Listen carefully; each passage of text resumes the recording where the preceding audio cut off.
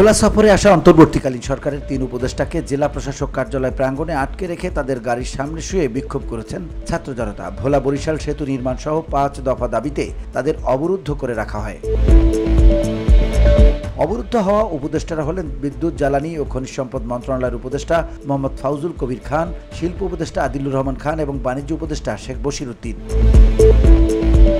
শুক্রবার বিকেল 5:15টার দিকে জেলা প্রশাসক কার্যালয়ের সামনে 3 উপদেষ্টার গাড়ি আটকে অন্তত 20 মিনিট অবরুদ্ধ করে রাখেন আমরা ভোলাবাসী সংগঠনের সদস্য ও ছাত্র জনতা। এ সময় প্রতিবাদী স্লোগানে উত্তপ্ত হয়ে ওঠে জেলা প্রশাসক কার্যালয় প্রাঙ্গণ। পরে স্থানীয় রাজনৈতিক নেতাদের হস্তক্ষেপে নিরাপদে স্থান ত্যাগ করেন উপদেষ্টারা।